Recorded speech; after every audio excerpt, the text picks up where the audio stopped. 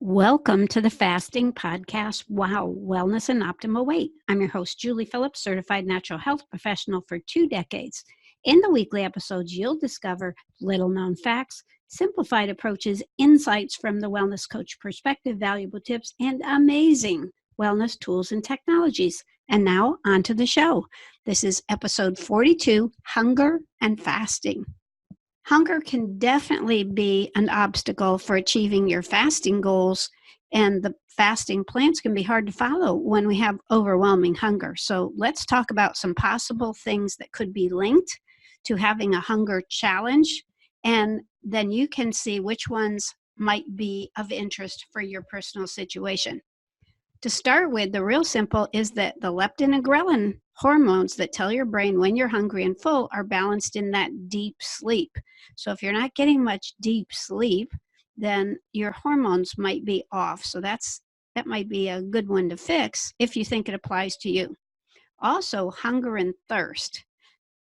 Some people say that hunger is mistaken for thirst or vice versa. But if you're doing half your body weight in ounces of pure water per day, mostly away from the meals, and there is water in many foods, by the way. So if you are thirsty, maybe it's because you're wanting some kind of food that has water in it.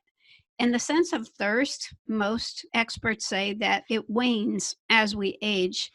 Trace minerals, important. Some people drink a gallon or more of water per day, and it can flush the trace minerals needed to help escort the water into the cells and trace minerals to perform sufficient functions. So we did a whole episode on sea salt to talk about the importance of the minerals as well as the good sodium. If you're not getting the water into the cells, then you might really be dehydrated and your body might really be having hunger issues. So think about that one. Also, what if you have an insufficiency? For every cell in your body has a sodium potassium pump. So the pink sea salt actually can satisfy that to get the fluids going inside the cells properly.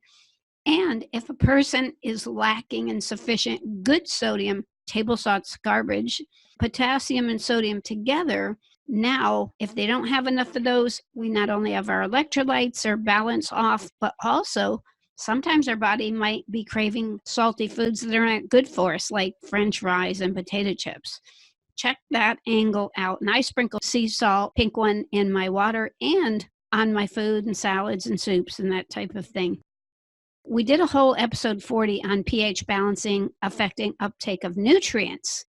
If we're not uptaking our nutrients, now we might be hungry from that. So check out the pH balance episode. And what if we don't have enough digestive enzymes and we don't chew enough to get more enzymes in the food? If this food we're eating, no matter how organic and perfect it is, isn't being digested, assimilated, and absorbed properly, it can become a toxin in the body. Isn't that crazy?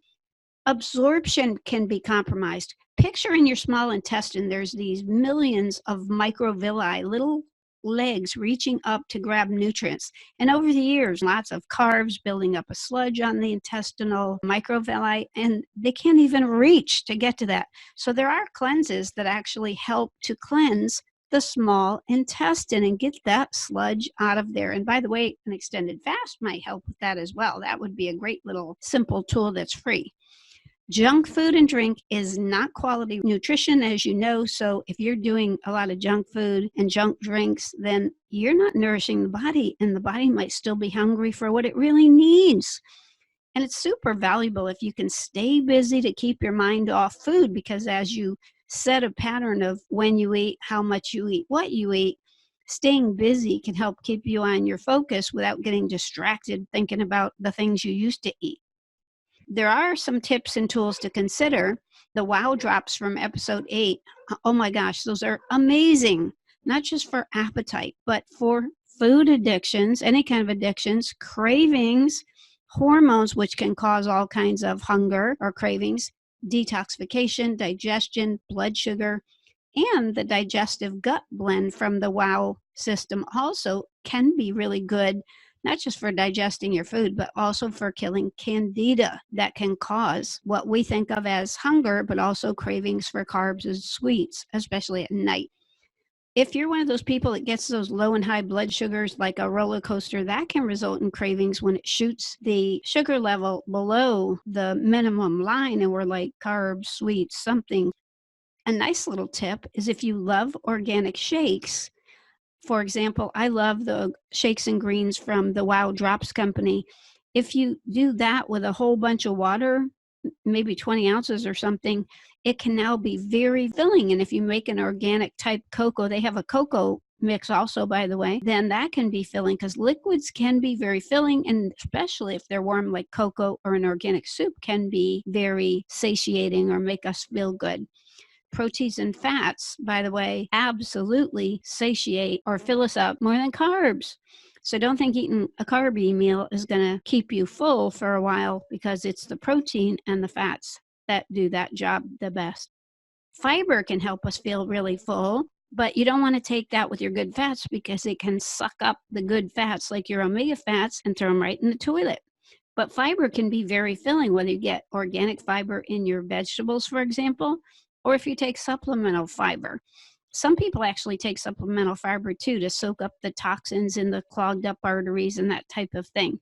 So, what and when we get used to eating really matters. So, make a plan, set your pattern, what you want it to be most of the time, and variety is good. Vary from the norm. That way, you kind of keep your system a little bit off guard, which can be a good thing. Those are some great tips and tools to consider. So when you're thinking about hunger, revisit the episode. Possible next steps.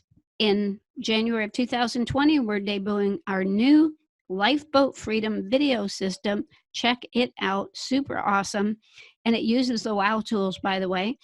Watch our future episodes, refer others, check out our website, thefastingpodcastwow.com, and watch the lifeboatdoctors.com 28-minute video. If you're a podcaster, we hope you give us a 5-star on iTunes, and YouTubers, we hope you like this video and subscribe. Anybody can get a copy of the slides we use on the podcast website. If you go to the list of previous episodes and just click on slides, boom, you'll get the PDF file. So that's a handy little tool because we put a lot of tips and tools and charts in there. Remember, stay positive, focused, and determined because where the mind goes, energy flows.